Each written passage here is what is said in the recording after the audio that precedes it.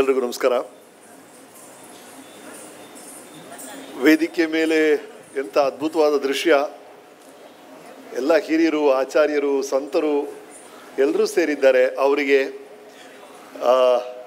ಇಲ್ಲಿ ಸೇರಿರುವಂಥ ಎಲ್ರಿಗೂ, ಪ್ರತಿಯೊಬ್ಬರಿಗೂ ಈ ನಿಮ್ಮ ರಮೇಶನ ಪ್ರೀತಿಯ ಸಿಹಿ ನಮಸ್ಕಾರಗಳು. ನಮ್ಮ ಕಥೆಗಳಲ್ಲಿ ಇಂದ್ರನಿಗೆ ಸಹಸ್ರನಯನ ಅಂತ ಒಂದು ಹೆಸರಿದೆ. ಸಹಸ್ರನಯನ ಅಂತ ಕರೀತಾರೆ ಇಂದ್ರನ್ನ. ಸಹಸ್ರ ಅಂದರೆ 1000. ಇಂದ್ರನಿಗೆ 1000 ಕಣ್ಣುಗಳಿತ್ತಂತೆ. ಯಾಕಂದರೆ ನಾವು ಇಲ್ಲಿದ್ದೀವಿ, ಅಲ್ಲೆಲ್ಲೋ ಕಾಶ್ಮೀರಲ್ಲಿ ಕೆಲವರಿದ್ದಾರೆ, ಆಸ್ಟ್ರೇಲಿಯಲ್ಲಿದ್ದಾರೆ, ಅಮೆರಿಕಲ್ಲಿದ್ದಾರೆ, ಎಲ್ಲರೂ ನೋಡ್ಕೋಬೇಕಲ್ಲ, ಕಾಪಾಡಬೇಕಲ್ಲ, ಅದಕ್ಕೆ ಅವ್ರಿಗೆ 1000 ಕಣ್ಣುಗಳಂತೆ. ನನಗನ್ಸುತ್ತೆ ಕೆಲವೊಮ್ಮೆ ನಮಗೆ 1000 ಕಣ್ಣುಗಳು ಬೇಕು ಅಂತ. ಯಾಕಂದರೆ 2 ಕಣ್ಣು ಸಾಲಲ್ಲ ಸರ್. ಈ ಕಡೆ ನೋಡಿ, ಅಲ್ಲಿ 405 ಅಡಿ ಸುಮೇರು ಪರ್ವತದ ಒಂದು ಮೂರ್ತಿ ಮಾಡಿದ್ದಾರೆ. ಅಲ್ಲಿ 69 ಅಡಿದು ಇನ್ನೊಂದು ತೀರ್ಥಂಕರದ್ದು. ಇಲ್ಲಿ ದಿವ್ಯರು ಇಷ್ಟೊಂದು ಜನ ಸ್ಟೇಜ್ ಮೇಲೆ, ಇಲ್ಲಿ ಇವರು ಆಚರಣೆ ಮಾಡ್ತಿರುವಂಥ ಈ ಪೂಜೆ ಪುನಸ್ಕಾರಗಳು, ಈ ಕಳೆಕಳೆಯಾದ ಮುಖಗಳು, ಎಲ್ಲ ಕಡೆ ನಮ್ಮ ಉತ್ತರ ಕರ್ನಾಟಕದ ಭಾಷೆ ಮಾತಾಡುವಂಥ ಅದ್ಭುತವಾದ ಜನ. ಇಂಥ ಒಂದು ಸಮಾರಂಭಕ್ಕೆ 2 ಕಣ್ಣು ಸಾಲಲ್ಲ, 1000 ಕಣ್ಣು ಬೇಕು. ನನಗೆ ಬಹಳ ಖುಷಿಯಾಗಿತ್ತು ಅಂದರೆ, ಇವರು ನಮ್ಮ ಆಚಾರ್ಯ ಗುಣಧಾರ ನಂದಿ ಮಹಾರಾಜ್ ಅವರು ಫೋನ್ ಮಾಡಿ ಹೇಳಿದಾಗ ಅವರು ಒಂದು ಲಿಸ್ಟು ಕಳಿಸಿದ್ರು. ಇಲ್ಲಿ ನಡೀತಿರುವಂಥ ಅದ್ಭುತವಾದ ಎಜುಕೇಷನ್ ಸಂಬಂಧಪಟ್ಟಂಥ ಕಾಲೇಜುಗಳು ಮತ್ತು ಇನ್ಸ್ಟಿಟ್ಯೂಷನ್ಸ್ ಬಗ್ಗೆ ಇವರ ಕೊಡುಗೆ ಸರ್, ನಮ್ಮ ಆಚಾರ್ಯರ ಕೊಡುಗೆ ಈ ಶೈಕ್ಷಣಿಕ ಕ್ಷೇತ್ರಕ್ಕೆ ಅಪಾರವಾದದ್ದು. ಯಾಕಂದರೆ ಇಲ್ಲಿ ಏರು ಪೇರುಗಳು, ಜಾತಿ, ಧರ್ಮ ಎಲ್ಲದರ ಮಧ್ಯೆ ಒಂದು ಈಕ್ವಲೈಸರ್, ಎಲ್ಲರನ್ನು ಒಂದೇ ಮಟ್ಟಕ್ಕೆ ತರುವುದು ಅಂದರೆ ಅದು ವಿದ್ಯೆ. ಹಾಗಾಗಿ ಎಜುಕೇಷನ್ನ ಕೊಡುವಂಥ ಪ್ರತಿಯೊಂದು ಸ್ಕೂಲು, ಪ್ರತಿಯೊಂದು ಕಾಲೇಜು, ಪ್ರತಿಯೊಂದು ಪ್ರಯತ್ನ ಕೂಡ ಶ್ಲಾಘನೀಯ. ಅಂತ ಅದ್ಭುತವಾದ ಕೆಲಸವನ್ನು ಈ ಸಂಸ್ಥೆ ಮಾಡ್ತಿದೆ. ಹಾಗಾಗಿ ಅದನ್ನು ನಡೆಸ್ತಿರುವಂಥ ಆಚಾರ್ಯ ಗುಣಧಾರ ನಂದಿ ಮಹಾರಾಜ್ ಅವರಿಗೆ ಮತ್ತು ಧರ್ಮಸೇನ ಭಟ್ಟರಕ ಸ್ವಾಮೀಜಿಯವರಿಗೆ ವಿಶೇಷವಾದ ಅಭಿನಂದನೆಗಳು.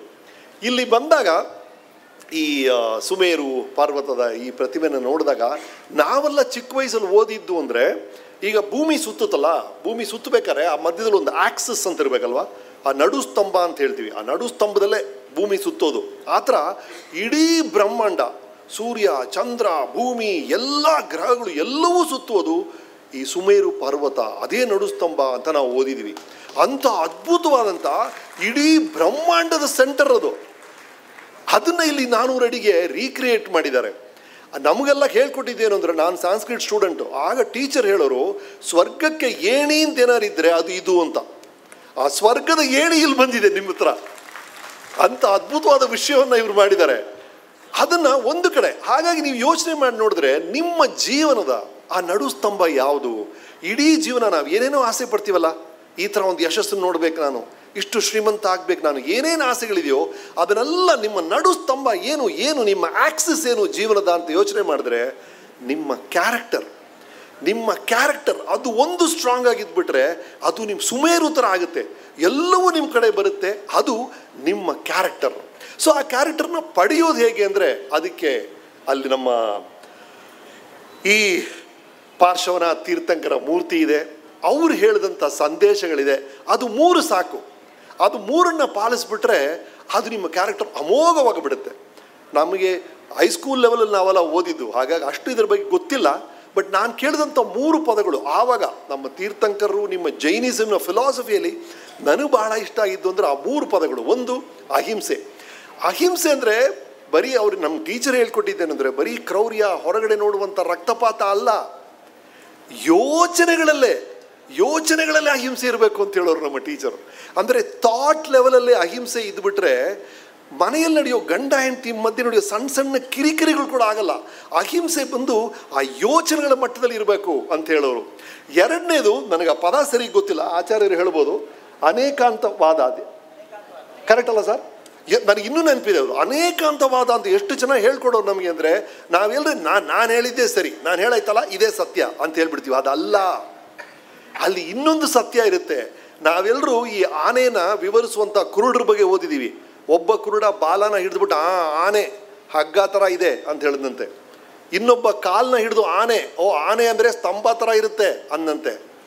ಆ ಥರ ನಮಗೆಲ್ಲರೂ ಸತ್ಯದ ಒಂದು ಭಾಗ ಗೊತ್ತು ಅಷ್ಟೇ. ನಮಗಿರೋ ಜೀವನ, ನಮಗಿರೋ ಜ್ಞಾನ ಈ ಬಾವಿಯಲ್ಲಿರೋ ಕಪ್ಪೆಗಳ ಥರ ಅದೇ ನಮ್ಮ ಸತ್ಯ ಅಂದ್ಕೊಂಡ್ಬಿಟ್ಟಿದ್ದಾರೆ. ಆನೆ ಆ ಸತ್ಯ ಇದೆಯಲ್ಲ ಅದು ಬಹಳ ದೊಡ್ಡದು. ಹಾಗಾಗಿ ಇನ್ನೊಬ್ಬರ ದೃಷ್ಟಿಕೋನದಲ್ಲಿ ಆ ಸತ್ಯ ಏನು, ಅವರ ವ್ಯೂ ಪಾಯಿಂಟ್ ಏನು ಅಂತ ತಿಳ್ಕೋಬೇಕು ಅಂತ ನಿಮ್ಮ ಜೈನ್ ಧರ್ಮ ಹೇಳುತ್ತೆ. ಇದು ಬಹಳ ಮುಖ್ಯ ಅನಿಸುತ್ತೆ ಈ ಕಾಲಘಟ್ಟದಲ್ಲಿ. ಬಹಳ ಬಹಳ ಮುಖ್ಯವಾದ ವಿಷಯ ಅದು. ಆ ಮೂರನೇದು ಆ ಅಪರಾಗ್ರಹ ಅಂತ ಅವ್ರು ಹೇಳಿದ್ರಲ್ಲ, ಅದು ರೀ. ಅಂದರೆ ಯಾವುದಕ್ಕೂ ಅಂಟ್ಕೋಬಾರ್ದು ಅಂತ ನಿಮ್ಮ ಧರ್ಮ ಹೇಳ್ತಲ್ಲ, ಅದು ಅದ್ಭುತ. ಅದು ತುಂಬ ಅಂಟ್ಕೊಳ್ಳೋದ್ರಿಂದನೇ ಸಮಸ್ಯೆಗಳು ಬರ್ತಾ ಇದೆ. ಎಲ್ಲದರಲ್ಲೂ ಒಂದು ತೃಪ್ತಿ ಇರಬೇಕು ಅಂತ ಹೇಳುವಂಥ ಆ ಜೈನ ಧರ್ಮದ ತತ್ವ, ಈ 3 ವಿಷಯಗಳು ನಿಮ್ಮ ಕ್ಯಾರೆಕ್ಟರ್ಗೆ ಬಹಳ ಬಹಳ ಸಹಾಯ ಆಗುತ್ತೆ ಅಂತ ಅನ್ಸುತ್ತೆ ನಮಗೆ. ಹಾಗಾಗಿ ಇಂಥ ಒಂದು ಅದ್ಭುತವಾದ ಕಾರ್ಯಕ್ರಮದಲ್ಲಿ, ಇಂಥ ಒಂದು ಸುಂದರವಾದ ಸಭೆ ಮುಂದೆ ನನ್ನನ್ನು ಮಾತಾಡಕ್ಕೆ ಕರೆದಂಥ ನಮ್ಮ ಆಚಾರ್ಯರಿಗೆ ವಿಶೇಷವಾದ ಧನ್ಯವಾದಗಳು. ಇಲ್ಲಿ ಸೇರಿರುವಂಥ ಎಲ್ರಿಗೂ, ನನ್ನ ಸಿನಿಮಾದಲ್ಲಿ ನೀವು ನೋಡಿರ್ತೀರಿ, ಹಲವು ಸಿನಿಮಾದಲ್ಲಿ ನಾನು ಹೀರೋಯಿನ್ನ ಪ್ರೀತಿಸ್ತಾ ಇದ್ದೆ, ಕೊನೆಗೆ ಹೀರೋಯಿನ್ ನನಗೆ ಸಿಗ್ತಾ ಇರಲಿಲ್ಲ, ಇನ್ನೊಬ್ಬ ಹೀರೋಗೆ ಸಿಗ್ತಾ ಇತ್ತು. ನನ್ನ ತ್ಯಾಗರಾಜ ಅಂತ ಕರೆಯೋರು ಆವಾಗ. ಅದು ಸಿನಿಮಾದಲ್ಲಿ ನಿಜವಾದ ತ್ಯಾಗರಾಜರು ಇವರೆಲ್ಲರೂ ನೋಡಿ ಎಲ್ಲವನ್ನೂ ತ್ಯಾಗ ಮಾಡಿಬಿಟ್ಟಿದ್ದಾರೆ. ಜಗತ್ತಲ್ಲಿ ಯಾವ ಆಸೆ ಇಲ್ಲದೆ ಬರೀ ಸಮಾಜದ ಶ್ರೇಷ್ಠತೆಗೋಸ್ಕರ ಎಲ್ಲರೂ ದುಡಿತಾ ಇದ್ದಾರೆ. ಇಂಥ ತ್ಯಾಗರಾಜರ ಮಧ್ಯೆ ನಿಮ್ಮನ್ನೆಲ್ಲ ಭೇಟಿ ಮಾಡಿದ್ದು ಬಹಳ ಖುಷಿಯಾಯಿತು. ಮತ್ತೊಮ್ಮೆ ನಿಮ್ಮೆಲ್ರಿಗೂ ನಮಸ್ಕಾರಗಳು. ನಮ್ಮ ನಾಡಿಗೆ, ನಮ್ಮ ರಾಜ್ಯಕ್ಕೆ, ನಮ್ಮ ರಾಷ್ಟ್ರಕ್ಕೆ ಜೈನ್ ಧರ್ಮ ಕೊಟ್ಟಂಥ ಕೊಡುಗೆಗೆ, ಆ ಸಾಧಕರಿಗೆ ಎಲ್ಲ ಕ್ಷೇತ್ರದಲ್ಲೂ, ಆ ಕ್ರೀಡಾ ಕ್ಷೇತ್ರ ಇರ್ಬೋದು, ಬಿಸ್ನೆಸ್ ಇರ್ಬೋದು, ಧಾರ್ಮಿಕ ಕ್ಷೇತ್ರ ಇರ್ಬೋದು, ಎಜುಕೇಷನ್ ಇರ್ಬೋದು, ಎಲ್ಲ ಕಡೆ ಜೈನವರು ಕೊಟ್ಟಂಥ ಕೊಡುಗೆಗೆ, ನಿಮ್ಮ ಕಾಂಟ್ರಿಬ್ಯೂಷನ್ಗೆ ನನ್ನ ನಮನಗಳು. ನಮಸ್ಕಾರ. ಬಹಳ ಸುಂದರ.